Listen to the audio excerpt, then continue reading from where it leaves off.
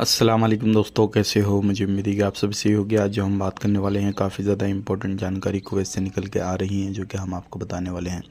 सबसे पहली खबर की तरफ बढ़ते हैं। जो बड़ी खबर आ रही है निकल के, अगर आप ज़हरा के अंदर रहते हैं, लगभग 73 खेमे हटाए गए हैं जो क्या कानून का उल्लंघन कर रहे थे। वॉयलेशन वगैरह करके जो है उन्होंने खेमे वगैरह लगाए थे। अगर आप लोग भी उनके अंदर शामिल हैं तो आपका खेमा भी हटा होगा या फिर हटने वाला होगा। तो ये काफ़ी बड़ी ख़बर है, क्योंकि बहुत सारे खादम वर्कर जो है इस तरीके के खैमे लगाने का काम वगैरह भी करते हैं और उनके कफ़िल उनको वहाँ पर रखते हैं। दूसरी ख़बर की तरफ बढ़ते हैं। दूसरी ख़बर आ रही है निकल के, अगर आप कुवैत के अंदर कोई भी बिज़नेस स्टार्टअप करना चाहते हैं या कोई भी किसी भी तरीके से किसी में पार्टनर बनना चाहते हैं वीज़ा नंबर 18 वाले, तो उनके लिए कुछ न्यू गाइडलाइंस हैं। सबसे पहली चीज़ ये है, अभी टेम्परेरी उनको कोई भी किसी भी तरीके से स्टार्टअप करने के लिए परमिशन नहीं मिलेगी। और जो लोग पहले से ऑलरेडी किसी बिज़नेस को शुरू कर चुके हैं या फिर कर रहे हैं, तो उन लोगों के लिए कोई पाबंदी नहीं है।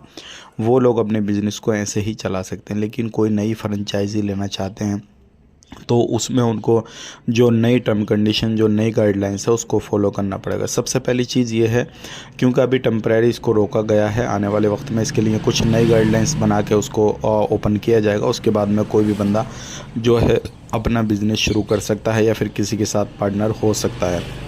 और इसमें बहुत सारी चीज़ें ये भी हैं कि आपके अकाउंट में लगभग 1 लाख KD से ज़्यादा होना चाहिए, और भी अलग अलग तरीके की बहुत सारी गाइडलाइंस है। तो इस चीज़ का ख़ास करके आप ध्यान दीजिएगा।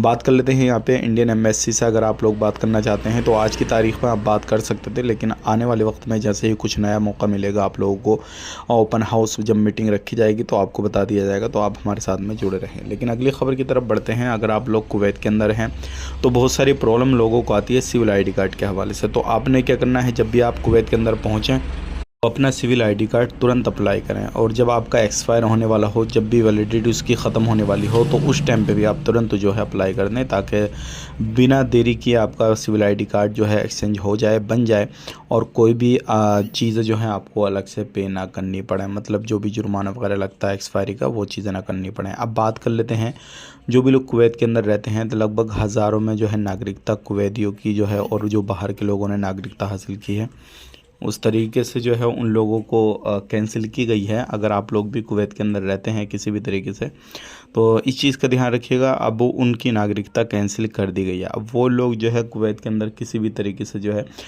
सब्सिडी वगैरह हासिल नहीं कर सकते या फिर नहीं ले सकते। अगर आप कुवैत के अंदर हैं तो इस चीज़ का ख़ास करके ध्यान दीजिएगा, क्योंकि बहुत सारे लोगों की नागरिकता को कैंसिल कर दिया गया है। आज के लिए इतना ही, मिलेंगे इस नए वीडियो में। तब तक के लिए आप वीडियो को लाइक कर दें, शेयर कर दें, चैनल पर पहली बार आए हैं सब्सक्राइब कर लें, और आने वाले वक्त में ऐसे ही इन्फॉर्मेशन के लिए हमारे साथ में जुड़े रहें। आप अपना ख्याल रखें, अपनी फैमिली वालों का ख्याल रखें। Take care, bye bye.